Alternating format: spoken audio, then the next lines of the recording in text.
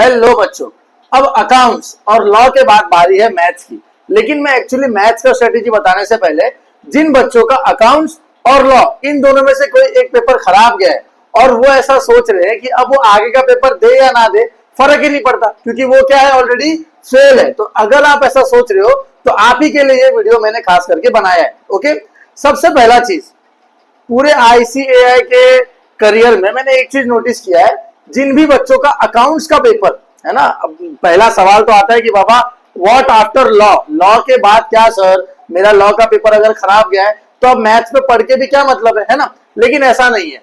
अभी आईसीएआई के अगर हिस्ट्री की बात करूं मैं, ठीक है, तो ऐसे बहुत सारे बच्चे रहे हैं जो अकाउंट्स और लॉ के बाद मैथ्स में एकदम ठंडे पड़ जाते हैं। उनको समझ में आ जाता है खुद से ही कि जो मेरा अकाउंट्स और लॉ है उतना अच्छा नहीं गया है तो मैं मैथ्स में भी अब तैयारी नहीं करूंगा। लेकिन जब रिजल्ट आता है तो रिजल्ट कुछ और ही होता है। वो अकाउंट्स और लॉ में पास होते हैं और मैथ्स में फेल हो जाते हैं, जस्ट बिकॉज कि उन्होंने खुद से ही वो क्रोनोलॉजी लगाई थी कि वो मैथ्स में पास नहीं होंगे। ये चीज आपको नहीं करना है। अगर अभी आपके दिमाग में ये चल रहा है तो आप बिल्कुल गलत सोच रहे हो। ओके, और सबसे पहले तो मैं आपको बता दूं, आपका 3 सेक्शन में आपका मैथ्स डिवाइडेड है। आपको पता है, पार्ट ए, पार्ट बी और पार्ट सी। आपको क्या करना है, जो आपको समझने की जरूरत है वो है लॉजिकल रीजनिंग। देखो, आपका लॉ या अकाउंट्स अब ऐसा भी नहीं है कि आपने 5 मार्क का पेपर लिख के आए हो, 2 मार्क का पेपर लिख के आए हो। आपको क्या क्राइटेरिया पास करना है, आपको 40% क्राइटेरिया उस 2 पेपर में आप पास करो। बाकी अगर आप मैथ्स पे छोड़ते हो तो मैथ्स में लॉजिकल रीजनिंग यह आपको करना ही करना है। यह आपको मार्क्स दिला के ही जाएगा। कितना? 20 नंबर आपके मुफ्त में पकड़ लो और स्टैटिस्टिक्स के आप 40 नंबर पकड़ लो। समझ में आया? तो आप सबसे पहले आपको क्या करना है, लॉजिकल रीजनिंग संडे के सुबह उठ के करना है आपको, और दोपहर में आपको स्टैटिस्टिक्स उड़ाना है, और शाम के टाइम आप बिजनेस मैथमेटिक्स करोगे।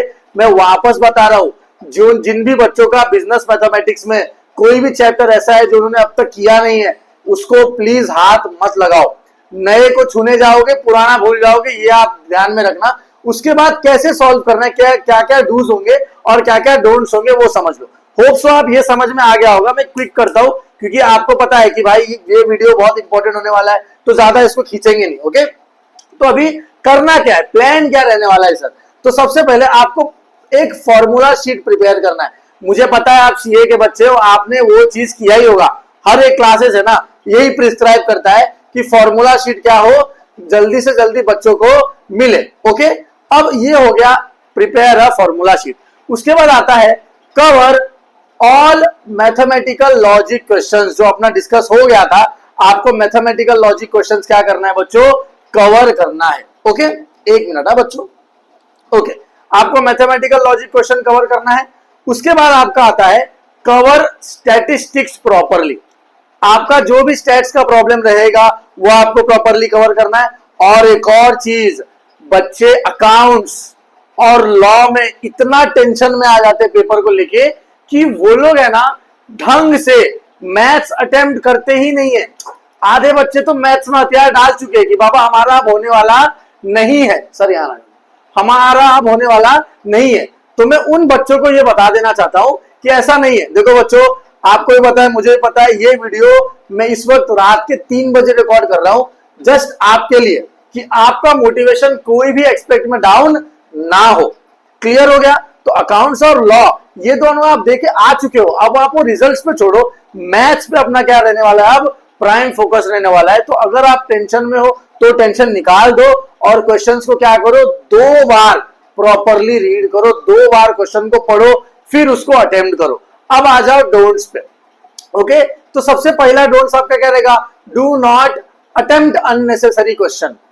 भाई यहां पर ऐसा नहीं है कि आप कोई भी क्वेश्चन अटेम्प्ट करके आ जाओ और आपके नंबर जो कटने हैं वो क्वेश्चन के कटेंगे, नेगेटिव मार्किंग है, सबको पता है।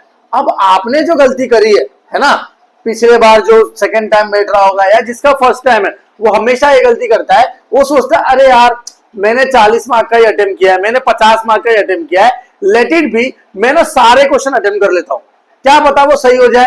ये आपको नहीं करना है, क्योंकि आपको आगे के पेपर अलाउ करेगा कि भाई आपने जो मैथ्स में गलती कर दी है आप आगे उसको कवर करो और एग्रीगेट 50% पे जाओ। लेकिन अगर आप सब क्वेश्चन अटेम्प्ट करने गए ये सोच के कि लॉ तो खराब है ही, अकाउंट्स तो खराब गया ही मेरा, तो ये भी चलो कोई बात नहीं, जाने दो, मैं अगला अटेम्प्ट दे दूंगा। ये मेंटेलिटी से पेपर बिल्कुल नहीं लिखना है बच्चों, क्योंकि ये मेंटेलिटी का क्या होता है अपन ने पहले स्लाइड में डिस्कस किया है, बच्चे अकाउंट्स में लॉ में पास हो जाते हैं और इसी मेंटेलिटी की वजह से वो मैथ्स में फेल हो जाते हैं। ओके, दूसरा जो आपका डोंट्स रहने वाला है, don't take too much time for a single question. एक क्वेश्चन पे ज्यादा टाइम अपना माथा लगाओ मत। आपको भी पता है, मुझे भी पता है, 100 नंबर का पेपर है, 4-5 नंबर इधर उधर हो रहे हैं, कोई दिक्कत नहीं है, वो 5 नंबर के लिए 95 नंबर अपने को दाव पे नहीं लगाना है। ओके, और वीडियो के क्लोजिंग में मैं इतना ही बोलना चाहूंगा, हमारा ओपिनियन क्या रहेगा, हमारा ओपिनियन रहेगा आप सब पेपर को इक्वली ट्रीट करो, ट्रीट ऑल पेपर इक्वली। आपके स्टार्टिंग के पेपर डिसाइड करने वाले हैं, ये मैं खुद मानता हूं कि आप पास हो या फेल हो, बट वो आप डिसाइड मत करो। आपने मेहनत करी है, आप हर एक पेपर में इक्वल अमाउंट ऑफ मेहनत करो, तो जाकर के आपको रिजल्ट्स आएंगे। वीडियो को ज्यादा लंबा ना करते हुए मैं इतना ही बोलूंगा, मैथ्स के बाद भी जो पेपर बचे हुए सारे पेपर में पॉजिटिव टेम्परामेंट लेके जाओ, जो आप फर्स्ट पेपर यानी कि अकाउंट्स के पेपर में लेके गए थे। ऑल द बेस्ट बच्चों, अच्छे से करो। और एक चीज हमेशा याद रखना कि आप जो भी चीज आपके लाइफ में करने वाले हो उसमें गिव अप करना तो एक प्रोबेबिलिटी नहीं है। Thank you very much.